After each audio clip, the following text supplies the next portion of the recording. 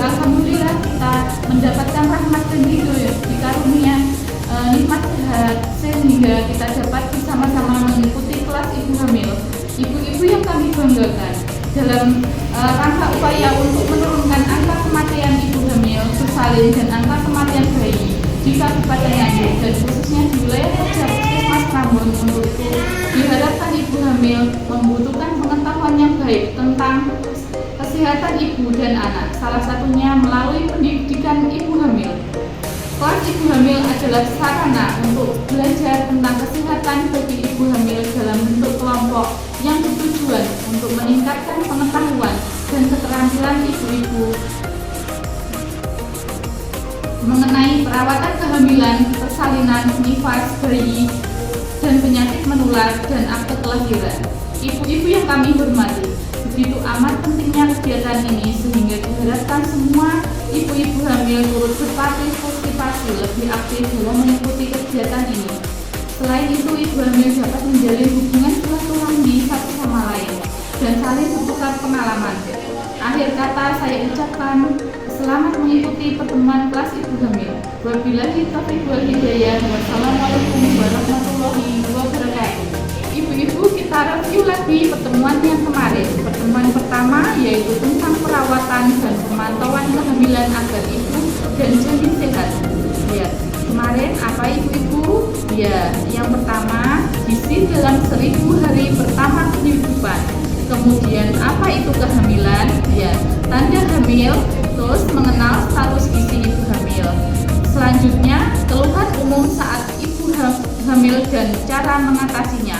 Kemudian perubahan tubuh selama kehamilan, kemudian fisiologi kehamilan, mengenal dan mencegah anemia pada ibu hamil, perubahan mental pada ibu hamil, kemudian pelayanan pemeriksaan kehamilan, kemudian kebutuhan gizi ibu hamil, perawatan sehari-hari ibu hamil, tanda bahaya kehamilan, hal-hal yang tidak boleh dilakukan selama kehamilan, mitos yang berkembang di masyarakat, dan persiapan melahirkan. Yang pertama yaitu rapid test ya, seperti kemarin. Monggo posisi melingkar ya. Yang pertama nanti ibu ingat ya, kalau jari-jarinya buka itu benar, kalau mengepal salah. Jadi pertanyaan saya ini benar atau salah? Keluar lendir bercampur darah merupakan salah satu tanda persalinan akan berlangsung. Benar atau salah? Salah ya, salah mengepal. Benar? Ya, lihat tuh. Terus nomor 2, suami dan keluarga sebaiknya memberikan dukungan semangat pada saat persalinan. Benar atau salah? Oh iya. Nanti kalau saya kesempatan bilang ya, yang 3, kepanjangan dari IMD adalah inisiasi menyusu dini. Benar atau salah? Inisiasi menyusu dini, bukan menyusui loh ini, menyusu dini. Benar atau salah? Iya. Dan kakak, benar. Nah, pintar semua. Terus nomor 4, inisiasi menyusui dini IMD tetap dapat dilakukan ketika melahirkan dengan operasi sesar. Benar atau salah? Jadi operasi sesar yang ada IMD ini enggak di rumah sakit. Benar atau salah? Biasanya buat operasi terus juga sampean loh. Enggak tahu operasi enggak pernah. Mbak Sisita bingung toh? Enggak pernah soalnya. Enggak apa-apa. Tapi jawabannya benar. Nomor 5, kolostrum atau ASI yang pertama keluar berwarna kuning harus diberikan pada bayi karena mengandung antibodi. Benar atau salah? Terus nomor 6, waktu yang paling tepat untuk ber-KB adalah setelah selesai masa nifas. Benar atau salah? Waktu yang paling tepat ber-KB adalah setelah selesai masa nifas. Benar atau salah?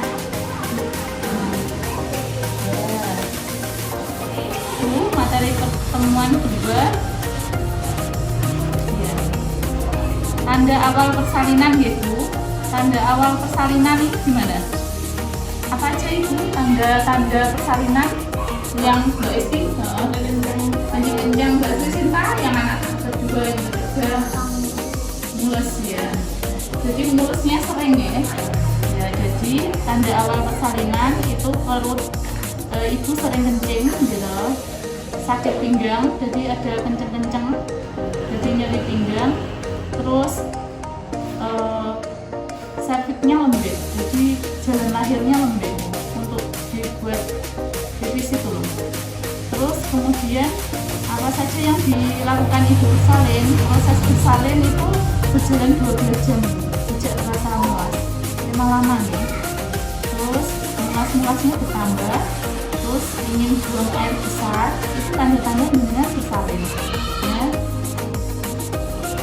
Kemudian apa yang bisa lakukan suami ya, memberi dukungan, ngancani ya. Keluarga suami ikut ngancani dengan periksa ya. Terus kemudian tanda-tanda persalinan itu ada kontraksi ya. Kontraksi itu kencang-kencang ya, nggak apa-apa dengan misalnya Mbak Julia, Mbak Lili itu kan baru maksudnya masih muda ya, kehamilannya nggak apa-apa ikut mendengarkan, tapi buat untuk nanti persalinannya. Jadi kenceng-kencengnya itu berapa detik? 45 sampai 75. Wes ngalami gak iki Mbak Lili? Apa kilo ya? Kenceng-kenceng ini. Nah, jadi kenceng-kenceng ini kaku wetenge. Jadi misalnya dengan ngertos kenceng-kenceng ya toh sampean gemek perute kuat tuwas. Dari di detik ada 45 lebih. Nek belum 45 itu belum ada tanda-tanda, belum ada pembukaan. Ngoten nggih. Untuk darah keluar itu tergantung setiap orang beda. Ada yang darahnya keluar, ada yang tidak. Ngoten nggih. Jadi nggak semua keluar becak darah. Usia kehamilan kemarin kita ulas yang kemarin, usia kehamilan sampai lahir itu berapa? 40 minggu. Iya. Atau 9 bulan 7 hari. Jadi selama 9 bulan 7 hari dengan mengandung, terus nanti ini ada tanda-tanda persalinan ini ya. Terus kemudian proses persalinan ya, proses persalinan. Nah ini IMD tadi ya, yang kepanjangan ya, inisiasi menyusui dini. Menyusui dini. Kepanjangan dari IMD adalah inisiasi menyusui dini. Inisiasi sama jenis ya. Menyusui ya. Gimana nih sama? Jadi harusnya benar ya. Oh. Kalau dengan sehari 3 kali berarti 2 porsi. Lemu aku nggih, sementara lemu sih nggak apa-apa. Nanti setelah menyusui menyusut sendiri. Terus ini protein hewaninya, proteinnya double ya Bu. Jadi ada ikan, ada tahu tempe seperti itu. Ada protein nabati, ada protein hewani. Yang untuk biar nggak stunting itu protein hewani Bu. Protein hewani itu biar nggak stunting. Terus sayur-sayuran. Kalau menyusu otomatis apa yang dengan makan nanti sarinya anaknya juga dapat lewat asinya itu. Kemudian buah nggih, minyak, terus sama gula. Istirahat cukup nggih. Jadi ibu ketika bayinya tidur dengan harus tidur. Terus komunikasi ini dengan bayi. Jadi bayinya itu dari lahir diajari ngomong ya. Dengan ngomong saja. Bayi nggak apa-apa dengan ngomong saja. Jadi dengan jangan HP-nan, bayi harus dibikin diapaknya. Nanti akan ketara ketika terlihat ketika dia nimbang usia 1 bulan, 2 bulan, ketika dia 6 bulan sudah bisa nyeluk dengan itu dari awal dari lahir ya. Jadi harus komunikasi sejak dini. Ketika dengan hamil sudah diajak bicara. Jadi itu stimulasi ya, didengarkan lagu-lagu. Kemudian menjaga kebersihan ya, mandi 2 kali sehari minimal, terus sikat gigi, terus keramas ya. Hal-hal yang tidak boleh dilakukan ibu setelah melahirkan ya, itu tidak boleh posisi telungkup, ngurep ya Bu, nggak boleh ngurep. Ini pas nggak boleh. Terus membabat niku apa Bu? Korset. Penting sing kenceng nggak boleh, sing kenceng nggak boleh.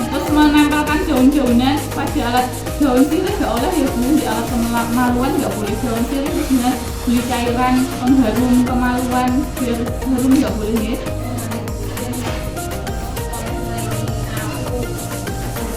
Seperti ini ya, aktivitas fisik.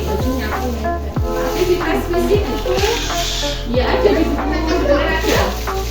Latihan fisik ringan, kemudian olahraga yang tidak dianjurkan, nggak boleh lari ya Bu, nggak boleh lari. Kemudian tidak boleh ini bola badminton, bola voli, olahraga nggak boleh olahraga yang berat mungkin. Terus ini, jadi dengan manfaat aktivitas fisik sehari-hari, mencegah stres, mempertahankan kondisi tubuh, perbaiki postur tubuh. Jadi boleh aktivitas dan latihan fisiknya dulu. Kemudian selanjutnya kondisi ibu yang tidak mungkin melakukan aktivitas fisik. Jadi jenengan kayak misalnya ketubannya sudah pecah, jenengan akan di tempat tidur, bisa ke kamar mandi untuk pipis saja. Selain itu dilabeli suami. Perdarahan juga seperti itu. Kalau menemui perdarahan jenengan harus di atas tempat tidur. Nanti semuanya diladeni suami atau keluarga. Bisa ke kamar mandi untuk pipis saja atau BAB. Terus anemia berat itu HB-nya 7 Ibu. HB-nya 7. Itu harus transfusi. Terus kemudian tekanan darah tinggi. Ya, jadi darah tinggi itu berbahaya. Makanya jangan kalau ketika darah tinggi harus periksa ke rumah sakit. Nanti ke puskesmas dulu minta rujukan. Kemudian penyakit jantung ya, yang punya riwayat penyakit jantung, ada riwayat penyakit kencing manis dan kemudian riwayat melahirkan kurang bulan atau keguguran 2 kali, pernah keguguran seperti itu. Terus kemudian latihan fisik ringan ya ibu-ibu, itu ini Bu, ojo ini ya Bu, membungkuk tanpa berpegangan, nggak boleh. Terus jongkok lebih dari 90 menit. Jadi lek ngambil barang itu lek hamil gak oleh kayak ini Bu. Ngambil barang harus apa Bu? Jongkok dulu ya. Nih jongkok dulu terus ngambil. Gak boleh beret ya Bu. Gak boleh beret. Kemarin sudah saya bilang deh, pengalaman dari saya beret kemari, itu jadi malah kenceng-kenceng. Ternyata dua di usia masih 36 minggu, 9 bulan ya. Padahal kita lahir normalnya 9 bulan 7 hari. Jadi kurang seminggu. Jadi saya harus bertahan seminggu biar paru-parunya anak saya matang.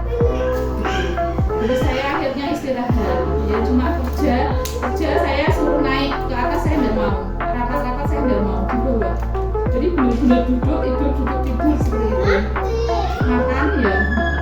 Jadi jenengan kuat, bayinya belum tentu kuat. Seperti itu, jadi nggak boleh geret-geret ya Bu, nggak boleh geret-geret kemarin, geret mana. Nggak boleh naik sepeda ya, naik sepeda sendiri nggak boleh, naik sepeda sendiri nggak boleh, seperti itu. Nah ini contoh peregangan Bu, mau mempraktekkan atau tidak, atau di rumah saja. Jadi ini ya Bu, seperti ini, kemudian oleh. Nah itu namanya peregangan, pendinginan seperti itu.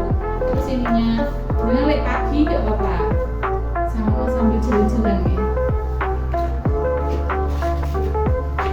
Terus peregangannya gini Bu ya. Terus kemudian ke atas seperti itu.